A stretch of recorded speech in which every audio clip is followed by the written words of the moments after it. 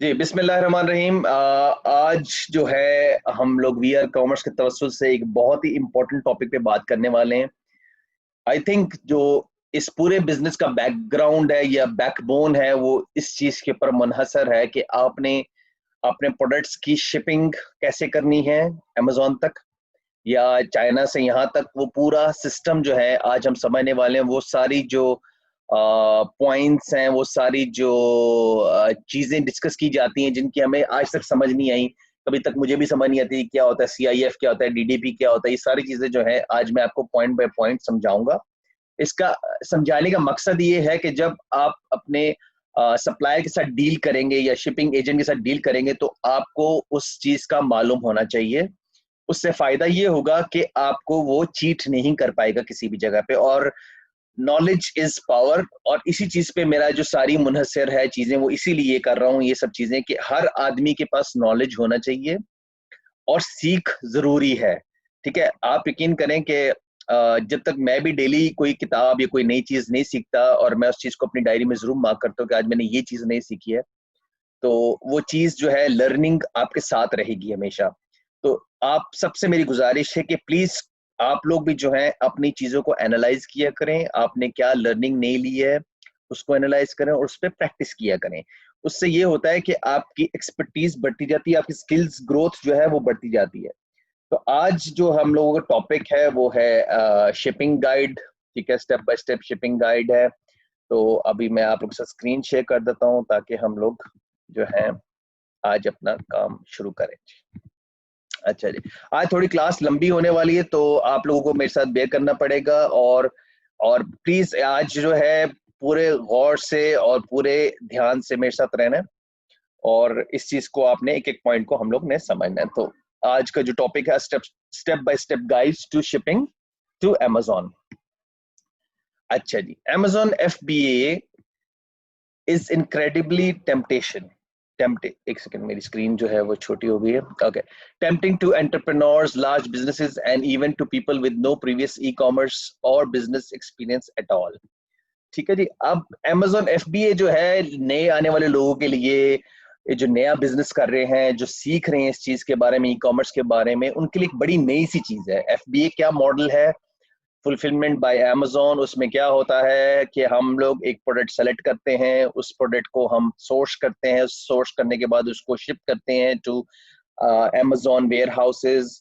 और फिर अमेज़न जो है उसको ट्रैक डाउन कर लेता है, उसके बाद हमारे सिस्टम में डाल देते हैं सेलर अकाउंट में, और उसके बाद जब सेल्स होनी शुरू होती है तो अमेज़न बाय डिफॉल्ट उसकी डिलीवरी करता है, अमेज़न उसकी पैकिंग करता है, अमेज़न उसकी कस्टमर सर्विस को मेंटेन करता है, अमेज़न उसकी रिफंड्स को और जो रिप्लेसमेंट्स होती हैं उनको मेंटेन करता है। This is mostly due to the hands-off approach. It allows you to take to things like inventory and shipping, letting Amazon global logistics empire handle all of that while your product on more enjoyable aspects like sourcing, production, marketing. अब Amazon FBA का इतना जबरदस्त model ये लेके आए हुए हैं कि आपको जो है आपका पूरा फोकस जो है वो आपके रह जाता है कि प्रोडक्ट सोर्सिंग के ऊपर और उस प्रोडक्ट की मार्केटिंग एंड सेल्स के ऊपर।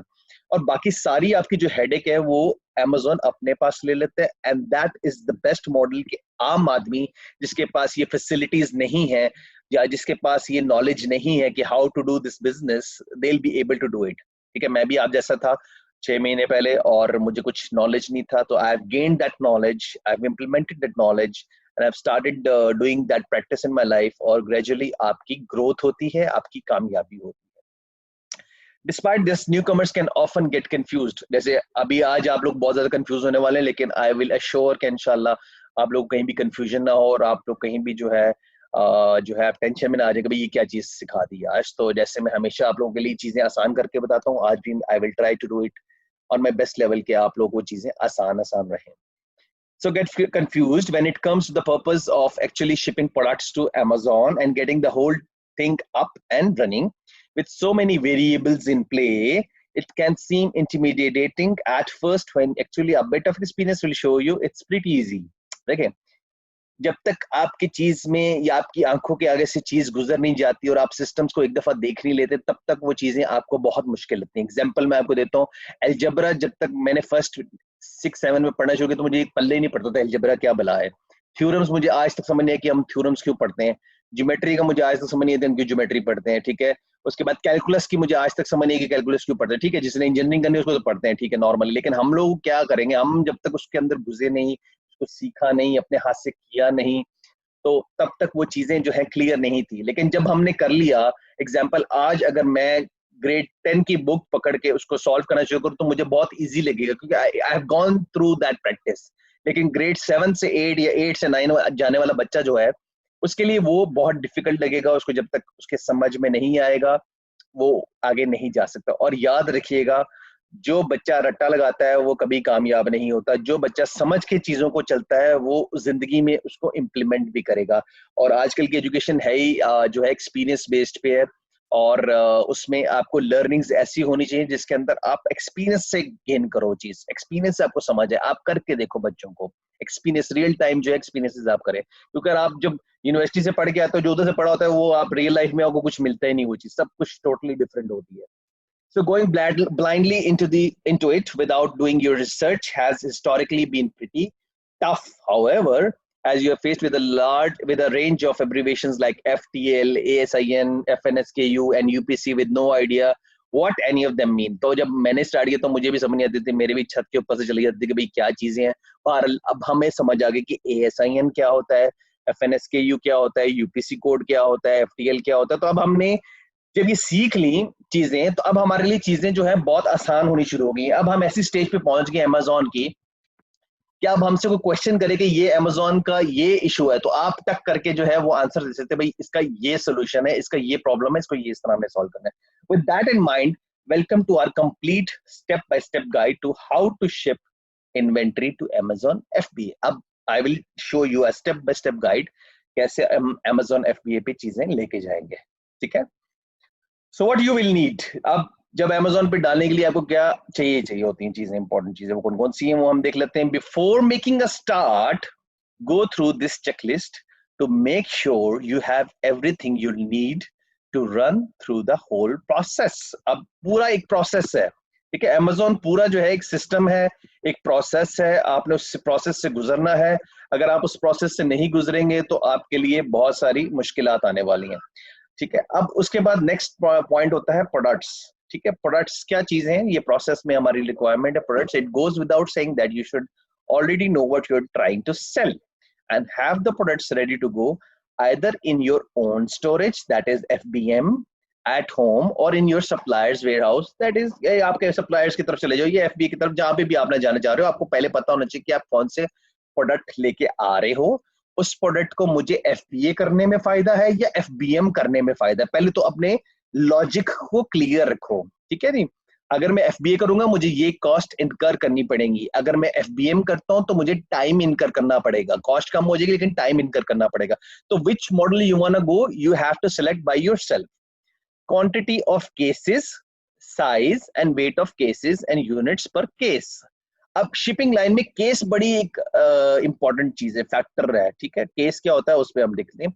Amazon requires this information before you send anything, so they know what to look out for, how much of their space it will take up, and can tell if anything goes missing.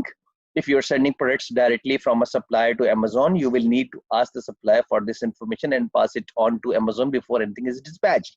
अब आपको ये पूरी चीजों का पता होना चाहिए before sending this information to Amazon. वो कौन कौन सी चीजें कि कितने बॉक्सेस जा रहे हैं, उस एक बॉक्स में कितने पीसेस जा रहे हैं, उस पीसेस में कितने कितने एक तरह के मॉडल हैं, कितने कितने डिफरेंट मॉडल हैं, एक बॉक्स में कितने यूनिट्स डाले हुए हैं, कितने पीसेस डाले हुए हैं, कौन कौन से कलर्स वाले डाले हुए हैं। तो ये जब तक आप क्लियर नहीं बताएंगे अमेजोन को, अमेजोन आपसे वो चीजें रिसीव नहीं करेगा। तो you need to notify Amazon. अगर आप डायरेक्टली चाइना से अमेजोन भिजवाना चाहते हैं, वो एक मॉडल है, आई वुड नॉट रिकमेंड कि वहां उस मॉडल पे काम करें, उसमें मिस्टेक हो सकती है, क्योंकि शिपिंग में बहुत ज्यादा ऐसे इश्यूज मैंने देखे हैं, लोगों को आए हैं। जब शिपिंग वाली कंपनीज जो है डिलीवर करती हैं तो ये बहुत सारे मसाइल उनके साथ आते हैं। तो हमेशा आप क्या कीजिए कि आप शिपिंग करवा लीजिए यूएई में, यूएई से आप उसको वेरीफाई कीजिए जो उसके अंदर उसने डिटेल डाली क्या उसके मुताबिक वो चीज है। then after double checking then you send that to Amazon। उससे थोड़ी सी कॉस्ट आपकी जरूर बढ़ जाएगी, लेकिन यू विल बी 100% कंफर्म्ड कि आप करेक्ट और राइट चीज अपनी भेज रहे हैं Amazon के अंदर। a UPC barcode, ठीक है. All items sent to Amazon require a barcode. ये हमने already सीख लिया है. If you are creating an entirely new product, you will need to purchase a barcode from GS1. एक नया barcode आपको purchase करना पड़ेगा. These need to be attached to each. और UPC barcode हमने purchase करना सीख लिया है. थोड़ी सी extra cost आती है, लेकिन फिर भी आपको ये होना must है. और हर केस के ऊपर इसको लगा होना चाहिए बारकोड को, ताकि उसको ट्रैक करने में आसानी रहे. ठीक है. Courier and mailing location, you will be asked who will be delivering your goods to Amazon and from where. तो आपको पहले से ही ये डिसाइड करके रखना है कि कौन उसको डिलीवर करेगा. तो ये सारा हम एक प्रैक्टिकल करेंगे जब हमारे प्रोडक्ट्स यहाँ पे आ जाएंगे. तो एक सेशन में बैच 2 के साथ, जैसे अभी बैच 1 के साथ मैंने एक सेशन करना है जिसमें हमने उनको पूरा ये प्रैक्टिकली करके दिखाओ. क्योंकि जब तक आपके पास चीज आती नहीं है, आप उसको प्रैक्टिकली कैसे करके दिखाओगे. मैं अपने प्रोडक्ट की करके दिखा दूंगा, लेकिन आपके प्रोडक्ट की कोई डिफरेंट होगी. तो हम क्या करेंगे, कुछ ऐसी रियल टाइम एग्जांपल्स आपके लेंगे और उसको हम सॉल्व आउट करेंगे आपके सामने ऑन रियल टाइम. उससे क्या होगा कि आपको समझ आ जाएगी कि कैसे हमने नेक्स्ट लेवल पे चीजों को लेके जाना है. इसका मतलब ये नहीं कि 21 दिन की ट्रेनिंग के बाद आप परफेक्ट हो जाओगे और हमें छोड़ जाओगे. हमने ऐसे सारी जिंदगी रहना और काम करते रहना है, क्योंकि नई से नई अपडेट्स आती रहेंगी Amazon बिजनेस के अंदर, और आगे नई से नई बिजनेस खुलने वाले हैं, नए से नए वेंचर्स हमने करने, जिस पे इंशाल्लाह हम लोग डिस्कस करेंगे और काम करेंगे. अभी के अंदर जो है कुछ यूपीएस से उन्होंने किया हुआ है, कुछ डीएचएल से किया हुआ है. Amazon ने कुछ merger specially in US and Canada and UK के, वहाँ डायरेक्टली जो है वो लोग अच्छे रेट्स आपको देते हैं चाइना से डिलीवरी करने के लिए. तो वो एक ऑप्शन है कोरियर्स की, लेकिन अभी हम उस पर बात नहीं कर रहे. हम लोग अभी बात करें डिफरेंट चीजें. अब हमने ऐसा सिस्टम जनरेट कर देना है जब हम Amazon पे काम कर रहे हो कि हम अपने लैपटॉप पे या अपने मोबाइल पे बैठ के सप्लायर से डील करेंगे. उस प्रोडक्ट को जो है Amazon तक पहुंचाने के लिए हमने क्या क्या स्टेप्स फॉलो करने हैं, उन स्टेप्स को हम सीखेंगे. उससे ये हो जाएगा कि हम अपने घर में बैठे हुए चीजों को राइट डायरेक्शन में डालते हुए Amazon तक पहुंचा देंगे. Creating a shipping plan is essentially how you inform Amazon which products you are sending them. आपको Amazon को नोटिफाई करना है कि आप कौन सा प्रोडक्ट्स और कितने केसेस, कितने बॉक्सेस, उस बॉक्स में कितने बॉक्सेस, कितने इंडिविजुअल, कितने कलर्स, कौन सा साइज कौन से बॉक्स में, कौन सा साइज कौन से बॉक्स में. तो हर चीज को आपने क्लियर करना है विद क्वांटिटी, और लेबलिंग करनी है और उसकी पैकेजिंग करनी है. आइदर योरसेल्फ खुद से कर लें, या अपने मैन्युफैक्चरर से करा लें, या Amazon से करवा लें. तो तीनों ऑप्शंस आपके पास ओपन है. किस ऑप्शन पे आपने जाना है ये आपकी मर्जी होगी. If your product is private label or otherwise not already being sold on Amazon, the first thing you will be have to do is actually create a product listing. अब मैंने आप सबसे प्रोडक्ट लिस्टिंग करनी आप लोगों को सिखा दी है, तो आप अपना जो भी प्रोडक्ट लाने वाले हैं उसकी लिस्टिंग लगा के देखें, लेकिन उसको लाइव ना कीजिए.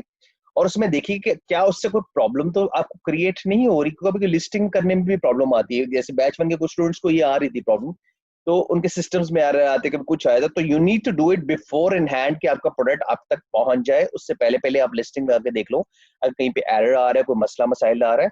और उसको लाइव नहीं करना. बस लाइव करेंगे तो इसका मतलब है कि आप ऑर्डर्स ले सकते हैं. तो हम ऑर्डर्स अभी नहीं ले सकते जब तक हमारा प्रोडक्ट हमारे पास ना पहुंच जाए. ठीक है. तो ये आप लोगों ने अपने ज़हन में इसको निशीन कर लेना है. Creating your shipping plan, now that listing आपने बना दी. ठीक है जी. अब लिस्टिंग जब आपने बना दी, तो उसके बाद आपका नेक्स्ट स्टेप क्या होगा, go to inventory, manage inventory again, select the item or items you want to ship to Amazon, go to the actions, action पे जाएं, on selected menu and select send replenish inventory. ठीक है. तो आपने ये option select करेंगे क्योंकि already आपके पास एज FBM वो प्रोडक्ट्स पड़े होंगे या इन्वेंट्री पड़ी होगी. आप डायरेक्टली तो नहीं भेज रहे, हम लोग कोई भी डायरेक्टली नहीं भेज रहा क्योंकि उसमें मिस्टेक्स हो सकती, कुछ ना कुछ गड़बड़ हो सकती. तो हम अपने पास मंगाएंगे, उसको FBM करेंगे, I will ship my self. उसके बाद उसको FBA करने के लिए इस मॉडल और इस प्रोसेस को फॉलो करेंगे. First you will need to enter the address you are shipping from. तो आपका कौन सा एड्रेस होगा. लेट्स से आप लोग यूएई में रहते हैं, शारजा में रहते हैं, फुजैरा में रहते हैं, अबू धाबी. तो जहां जहां से भी आपने अपना एड्रेस देना है, वो अपना एड्रेस आपने उनको बता देना है. This could be your own address और एड्रेस ऑफ योर सप्लायर, जो भी आप करना चाह रहे हैं. आइदर सप्लायर्स के थ्रू डायरेक्टली करना चाह रहे हैं, खुद मैं तो खुद करता हूँ हमेशा से, क्योंकि मैं मिस्टेक्स को जो है वो नहीं करना चाहता और मैं डिले नहीं चाहता अपनी शिपमेंट्स के अंदर. तो हमेशा मैं खुद से हर चीज को वेरीफाई करता हूँ, उसके बाद जो है मैं आगे नेक्स्ट लेवल पे. The main purpose of this is to ensure your shipment is routed to the closest Amazon facility. So if you're ordering from abroad, it is a good idea to use this import address here. तो आप अपने घर का address ले लो, जब आपके पास shipping already receive हो जाए तो अपने घर में मंगा लो, उसको वेरीफाई कर लो कि प्रोडक्ट सही है, कोई टूटा हुआ तो नहीं, कोई चेक करके उसके बाद उसको नेक्स्ट लेवल पर आने के लिए आपने ये शिपिंग प्लान को फिल अप करना है. You will then also have to enter details on how the products are packed. यानी आपसे एक एक चीज पूछेगा कौन कौन सी चीज पैक्ड है और कैसे पैक्ड है. And click continue to shipping plan. You may need to send products to multiple different fulfillment centers at this stage to make sure they are close to as many customers as possible. So don't be surprised if you're asked to split the cases of 2 different addresses. अब ये आप लोगों के लिए नहीं है अभी, क्योंकि आप लोग सिर्फ अभी यूएई मार्केट या सिर्फ सऊदी मार्केट पे फोकस कर रहे हैं. जब हम लोग इंशाल्लाह ताला नेक्स्ट लेवल पे चले जाएंगे, जब हम लोगों ने मार्केट को जो है बड़ी मार्केट्स में जाना है, उस टाइम पे हम इस वाले मॉडल को समझाऊंगा आप लोगों को कैसे करना है. अभी इसकी रिक्वायरमेंट नहीं है, अभी हम उस पर काम नहीं करेंगे. Make sure to ship, click on the address and when you are done. Fields, ये इंपॉर्टेंट फील्ड्स होती हैं, कौन सी कंट्री में भिजवाना चाह रहे, कौन से नेम है, एड्रेस क्या है, ये आपका होगा सारा कुछ, सिटी क्या है, प्रोविंस क्या है, और आपने एक्यूरेसी रखनी है अपने इन चीजों की ये शिपिंग का प्लान बनाने के लिए. इनपुट क्वांटिटीज, अब आपको क्वांटिटी जो है वो बड़ी इंपॉर्टेंट चीज होती है. ये वही क्वांटिटी होगी जो आपके सिस्टम में बाद में शो होगी, ठीक है. तो ये आपने राइट क्वांटिटीज भी डालनी है. At this stage you need to enter the quantities of all the stock you are planning to send. जो आप स्टॉक सेंड करना चाह रहे हैं, आप उसको पूरी क्वांटिटी को काउंट करें, वेरीफाई करें कि सब ठीक है, फिर उसके बाद उसको सेंड करेंगे. You may be given alerts recommending you not to send certain items, for example if they have been slow moving in the past or demand is currently reduced, depending on, तो आपको system में बताएगा आपको हर चीज, आपको कुछ करने की जरूरत नहीं रहेगी.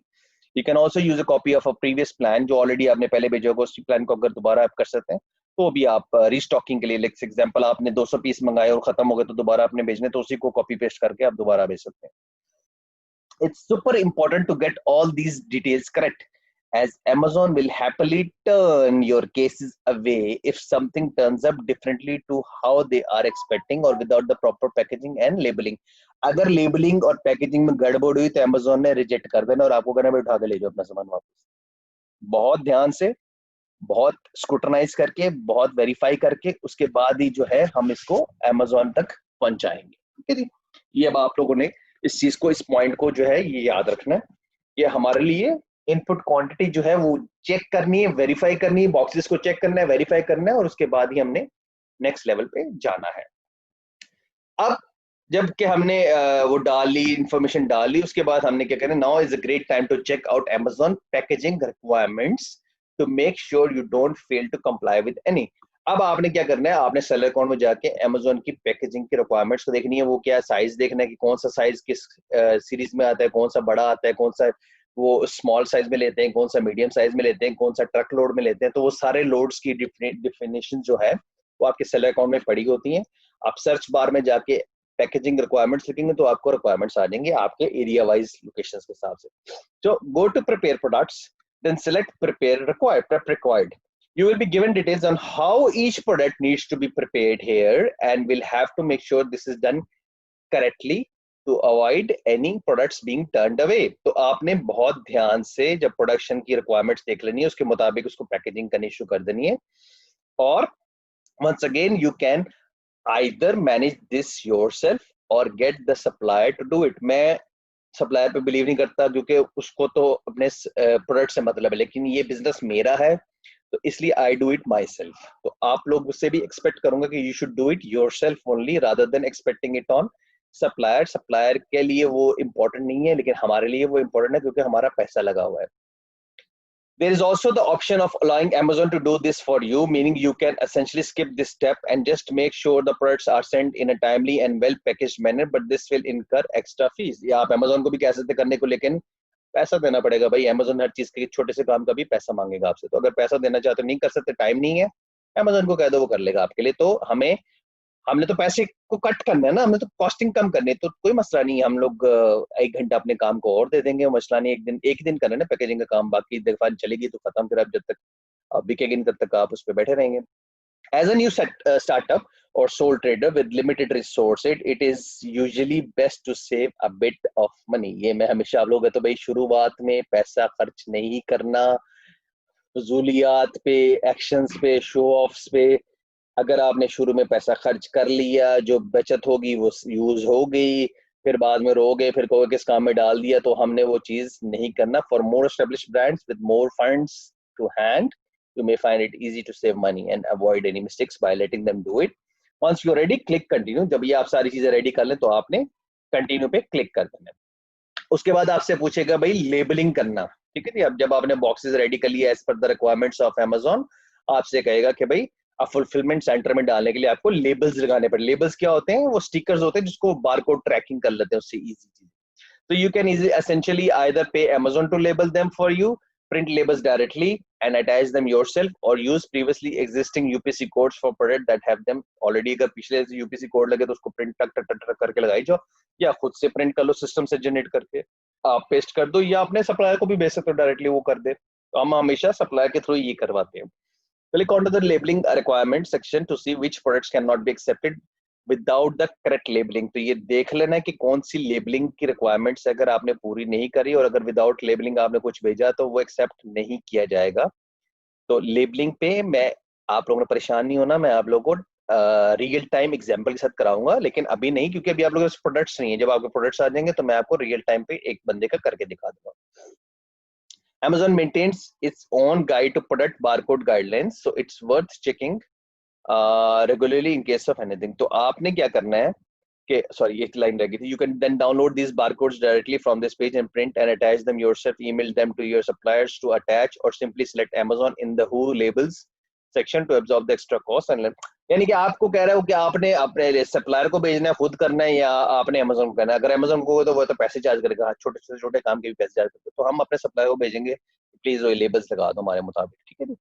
चेक एवरीथिंग ट्वाइस, बारकोड्स की गाइडलाइंस को अपने ज़हन में रखना है, उसको अपडेट करते रहना है। Amazon के ऊपर जितना टाइम स्पेंड करेंगे इनिशियल डेज में, उतने आप एक्सपर्ट होते जाएंगे।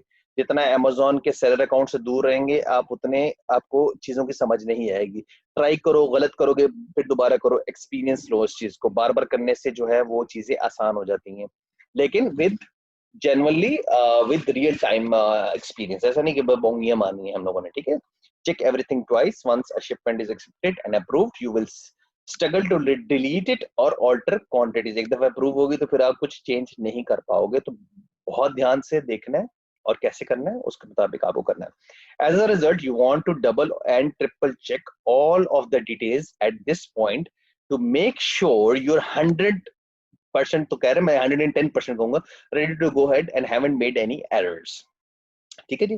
Once you have approved the shipments and are 100% sure that there are no mistakes and all is ready to go, so simply click on work on shipment to continue। अब ये जब labelling वाले मसले हल हो गए तो हमने वर्क ऑन शिपमेंट पे काम करना शुरू कर दिया। प्रिपेयरिंग योर FBA शिपमेंट, आपने प्रिंट लेबल बॉक्स, इस तरह की ऑप्शन आपके सामने आ जाएगी। आप प्रिंट दबाएंगे, वो प्रिंट निकल आएंगे, और आप shipment method by company use कर रहे हैं, how many separate boxes are send, कितनी आइटम्स है, कितने डिस्पैच कर रहे हैं। You will need to do one of the following for the shipment। Shipment का साइज क्या है, स्मॉल पार्सल डिलीवरी है, लेस देन ट्रक लोड है, या फुल पैलेट लोड है। फुल ट्रक लोड जो होता है उसमें आपको जो है multiple pallets, less than truck में मल्टीपल पैलेट्स होते हैं। फुल ट्रक लोड में आपका फुल यानी कि कंटेनर टाइप जो है ट्रक का आता है, वो नहीं होता यूजुअली। हमारा SPD होता है, स्मॉल पार्सल डिलीवरी, या लेस देन अ ट्रक लोड, एक दो जो है आपके पैलेट्स होते हैं, इससे ज्यादा नहीं होता। तो उसमें क्या होता है, उनको पहले से नोटिफिकेशन आई थी कि भाई उन्होंने मशीन्स यूज करनी है या नहीं यूज करनी है, ठीक है। क्रेन्स यूज करनी है कि मशीन्स यूज करनी है, या आपने वो छोटी सी मशीन होती है, वैसे पैलेट्स को उठाने वाली मशीन होती हैं, वो आपने यूज करनी है। तो वो उनको पहले से आप नोटिफाई कर देते हो ताकि एंड मोमेंट पे आपको इश्यूज ना आए। आपने कौन सी शिपिंग सर्विसेज यूज करनी है, स्मॉल बॉक्सेस, LTL, UPS से कैरियर ले रहे हो, FedEx से ले रहे हो, या किसी और कैरियर से कर रहे हो। सो आप इसके अंदर ये पूरा जो है वो यही चीज है कि आपने कौन सी ट्रक लोड पे जाना है, ड्रॉप ऑफ कौन करेगा। वो जो हमने बताया था ना कि दुबई में जब आप पहुंचेंगे, UAE में पहुंचेंगे, तो आपको ट्रक से भिजवाना पड़ेगा, वो वाला ट्रक लोड है, क्योंकि आप खुद से तो ट्रक लोड्स के नहीं करेंगे। तो आपको बहुत ज्यादा चांस है कि आपको ट्रक लोड को ऑन टाइम करना पड़ेगा और चीजों को अपने साथ लेके रखना है, और शिपिंग मेथड को कम्प्लीटली पूरा वेरीफाई करके उसको फिर आपने Amazon को भिजवाना है। आई थिंक 1 मिनट रह गए, हम दोबारा इस पे आते हैं। अभी मेरी बात खत्म नहीं हुई, और आप लोग फिर दोबारा ज्वाइन करें, यहीं से हम लोग फिर ज्वाइन करते हैं आगे, please if you don't mind. Thank you very much. अच्छा जी, तो हम लोग बात कर रहे थे कि आप लोगों ने जब ये सारी शिपमेंट मॉडल आपने तैयार कर लेना है, आपने लेबल्स को रेडी कर लिया, आपने अपनी इन्वेंट्री को वेरीफाई कर दिया, आपने यूपीसी कोड जो आप लोगों से रिक्वायरमेंट्स थी अमेजोन की आपने लगवा दी अपनी शिपमेंट के ऊपर। उसके बाद आपने देखना कि आपके शिप, क्योंकि हम लोग 100 पीस, 200 पीस, 300 पीस, 400 पीस या 500 पीस या 1000 पीस से स्टार्ट करें, तो हम लोग उन्हीं प्रोडक्ट्स पे जा रहे हैं जो कि 2 किलो से कम प्रोडक्ट्स हैं। तो उसके अंदर जो है हम लोग को ये फायदा रहेगा कि हमारा जो हैवी ट्रक लोड जो है वो, या फुल ट्रक लोड वाला हम कोई काम नहीं कर रहे, लेकिन हम एक ऐसी स्ट्रेटजी पे काम कर सकते हैं कि हम मिलजुल के जो है उसको एक ट्रक बना के, एक ग्रुप बना के तो भेजते रहे, तो एक ही ट्रक में सब बंदों को चला जाएगा। तो that option we can work on, और इस पे हम डिसाइड कर लेंगे कि जो से ग्रुप एक हम बनाने की बात कर रहे थे, तो ये शिपिंग के बाद जो है अब हम ग्रुपिंग में चले जाएंगे, जिसकी वजह से हम लोग को पता चल जाएगा कि हमारी टीम किधर किधर जा रही, टीम 1 का क्या काम है, टीम 2 का क्या काम है, टीम 3 का क्या काम है, और उसकी बेसिस पे आप लोग काम कर सकेंगे। और शिपिंग मॉडल पे फिर मैं आप लोगों को उस लेवल पे जाके एक्सप्लेन करूंगा, और that will be an easy you know for me also and for you also to understand कि कैसे आपने चीजों को, ट्रकलोड को या स्मॉल पार्सल डिलीवरी को या लेस देन ट्रकलोड को जो है आपने कैसे मैनेज करना है।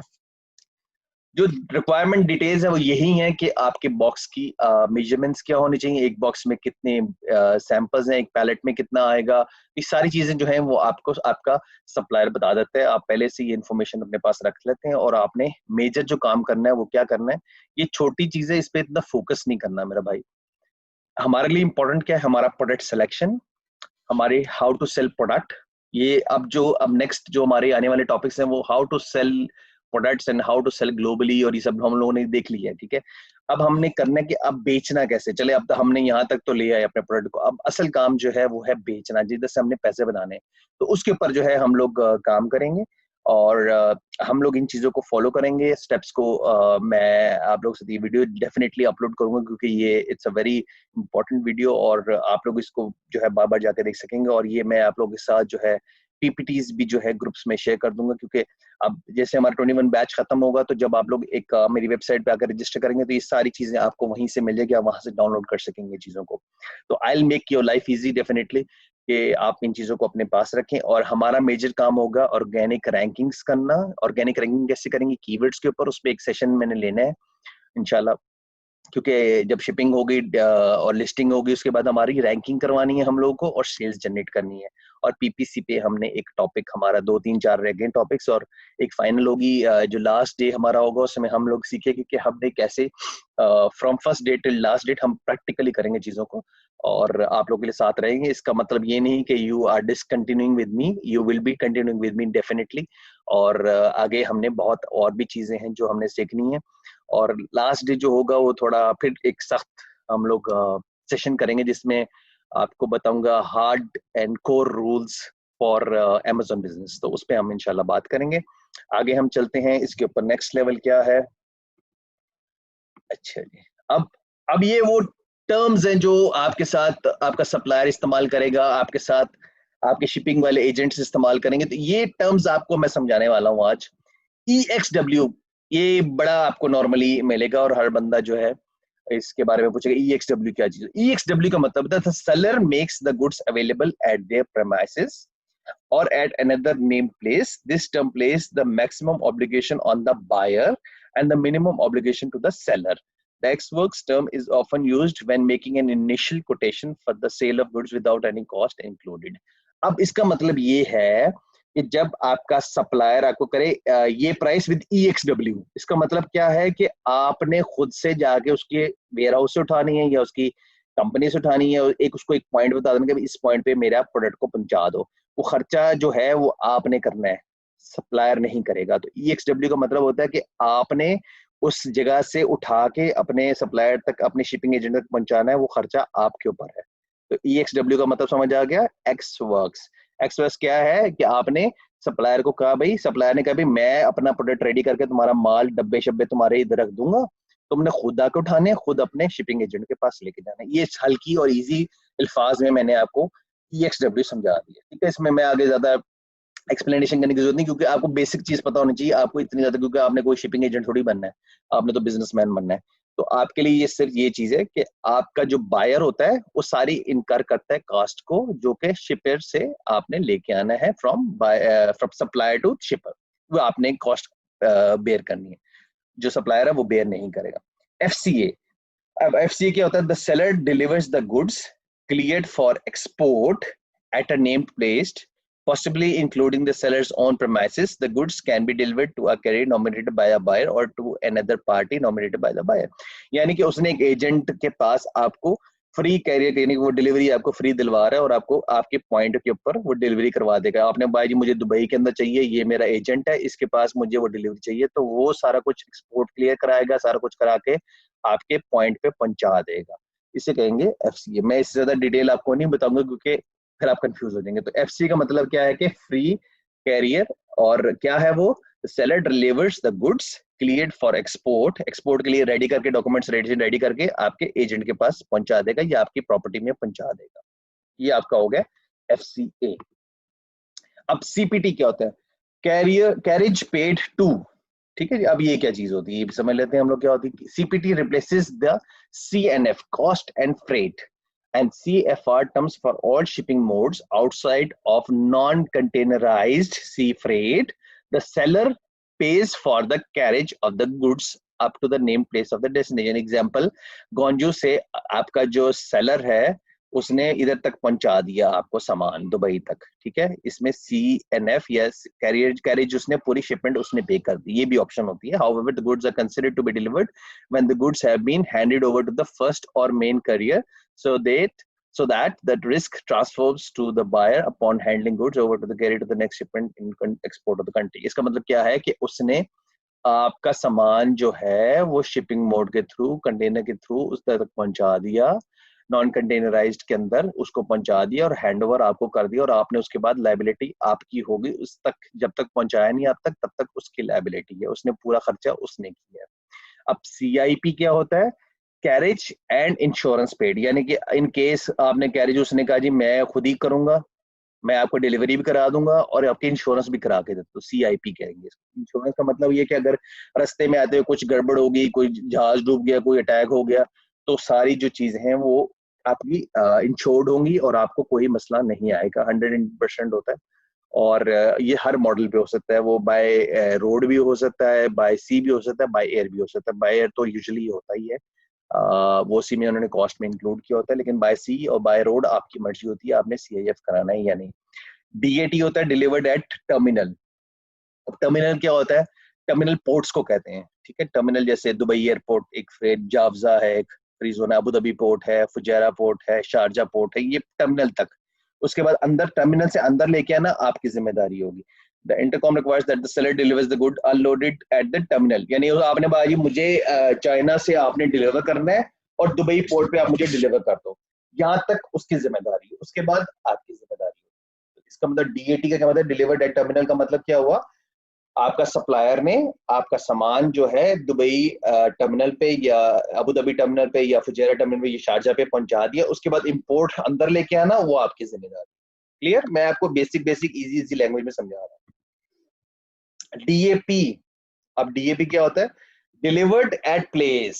इसका मतलब क्या है कि आपकी जो रिक्वायर्ड जगह है उस तक, फाइनल डेस्टिनेशन तक आपको सेफली पहुंचा के आएगा, घर तक पहुंचा देगा। डिलीवर्ड एट प्लेस, ठीक है। इसका मतलब कि घर डोर टू डोर सर्विस भी इसको कह सकेंगे आपको। तो सारा कुछ जो है इसमें आपके लिए वो करेगा, डेमर चार्जेस उसके पास रहेंगे, हर चीज वो रहेगा, सारी हेडेक उसकी रहेगी, आपके घर तक वो लेके आ जाएगा, कस्टम भी लेकर आएगा, इंपोर्ट भी लेकर आएगा, हेडेक भी सारी लेगा, कस्टम्स को भी जो इश्यूज आएंगे, शिपिंग के सारे इश्यूज आएंगे, सारा जो है आपको फाइनल डेस्टिनेशन तक लाने तक उसकी सारी कॉस्ट उसके ऊपर रहेगी, आपके ऊपर कोई जिम्मेदारी नहीं होगी। आपने तो बस पैसे पे कर दिए, कुछ भी कर दिया।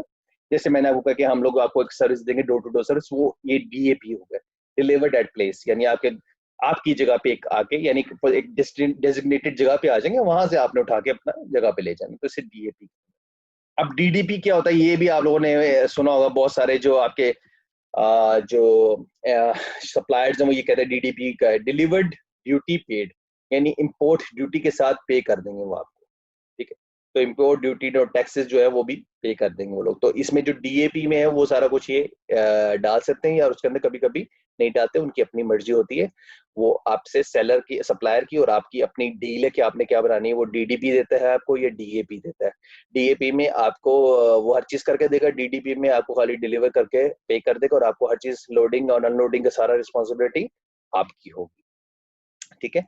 और आपके ऊपर पूरी ऑब्लिगेशन होगी, और ज्यादा ऑब्लिगेशन, जो कम से कम ऑब्लिगेशन होगी वो बायर के पास होगी, सेलर के पास ज्यादा से ज्यादा ऑब्लिगेशन होगी। तो ये हम कुछ कोड्स हैं, कुछ नाम है जो हम लोग याद रखेंगे, जो टर्म्स यूज होती हैं शिपिंग के अंदर। Rules for sea and inland waterway transport, वो आपके रूल्स एंड रेगुलेशंस है। वो क्या, FAS free alongside ship, ये आपसे रिलेटेड नहीं है, लेकिन मैं आपको the seller delivers when the goods are placed alongside the buyer's vessel at the name port of the terminal. That means that the buyer has to bear all the cost and risk of loss of or damage to the goods from that moment. यानी कि उसने एक ship में आपने कहा जिस ship में इसको लोड करवा दो, आपने लोड करवा दिया, उसके बाद सारी जिम्मेदारी आपकी है। शिप डूब गया, तबाह हो गया, कुछ हो गया, तो आप जिम्मेदार हो गए। आपका सामान टूट गया, आप जिम्मेदार हो गए। वो जिम्मेदार नहीं होगा सेलर इस चीज में, ठीक है। ये हो गया FS. FOB, free on board. Under FOB terms the seller bears, the seller जो आपका बेचने वाला है, bears all cost and risk up to the point the goods are loaded on board the vessel. Vessel क्या होता है, जो आपकी बड़ी शिप होती है उसे वेसल कहते हैं। उसमें बोर्ड होने तक सारा कुछ उसका उसकी जिम्मेदारी होगी, उसके बाद आपकी जिम्मेदारी होगी। और the seller must also arrange the export clearance, the buyer pays cost of marine freight transportation, आपने पे करनी पड़ेगी, बिल ऑफ लेडिंग फीस आपको पे करनी पड़ेगी, इंश्योरेंस, अनलोडिंग, ट्रांसपोर्टेशन, सारा कुछ आपको करना पड़ेगा। तो एफओबी में कभी नहीं जाना, ठीक है जी। सीएफआर कॉस्ट एंड फ्रेट, वो क्या क्या है, the seller page the carriage of the goods up to the name of the port तक आ जाएगा। Risk transfers to the buyer when the goods have been loaded on board the ship in the country of export. The shipper is responsible for a region of cost, including the export clearance and freight cost of carriage to the namer. The shipper is not responsible for delivery to the final destination from the port or of buying insurance. तो शिपर की जिम्मेदारी port तक या vessel तक होगी, आगे से आगे जो कॉस्ट एंड फ्रेट आपके ऊपर आ जाएगा सारा कुछ। तो ये भी हमारे से रिलेटेड नहीं, हमारे लिए दो ही चीजें, डीटीपी है या डोर टू डोर सर्विस, हम वहीं पे जा रहे हैं, हम बाकी किसी चीजों में नहीं जाएंगे। CIF, this term is broadly similar to the above CFR, same ही चीज होती है कि सारा कुछ आपने करना है। Seller is required to obtain insurance for the goods while in transit in the name of the port destination. आपको इंश्योरेंस करा के देते को, तो उसे CIF कॉस्ट कहते हैं। कॉस्ट, इंश्योरेंस ऑफ रेट, सारा कुछ सेलर की तरफ से हो जाएगा, ठीक है जी। ये आपके लिए कुछ पॉइंट्स थे। And the my way is always to keep calm and play the long game, और इस लॉन्ग गेम में इंशाल्लाह ताला आपको इतना एक्सपर्ट बना दूंगा सारा लोगों को कि आप लोगों को शिपिंग के अंदर कोई क्वेश्चन करे तो आपको आएगा, आपको सोर्सिंग में कोई क्वेश्चन करेगा तो आपको आएगा, और आप लोग इतने एक्सपर्ट हो जाएंगे कि किसी भी आने वाले बंदे को आप 1 मिनट में पढ़ लेंगे कि इसका मतलब क्या है, CIF क्या है, EXW क्या है, DDP क्या है, DAP क्या है। तो हम इन चारों पांचों चीजों के अंदर अपने ज़हन में रखेंगे चीजों को, और हम लोग इसके ऊपर काम करेंगे, ठीक है। ये तो हमारा हो गया आज का सेशन जो कि था शिपिंग के ऊपर। Now will have question answer session, और उसके ऊपर हम लोग डिस्कस करेंगे चीजों को कि हमने कैसे लेके चलेंगे और कैसे इन चीजों को परेशान नहीं होना। हमने सिर्फ 2 टर्म्स पे काम करना है, DAP, DDP। तो इसको कंफ्यूज होने की कोई जरूरत नहीं है। EXW यूजुअली आपको देगा आपका सप्लायर कि आपने खुद अरेंजमेंट करनी है कि आपको अपने शिपिंग लाइन तक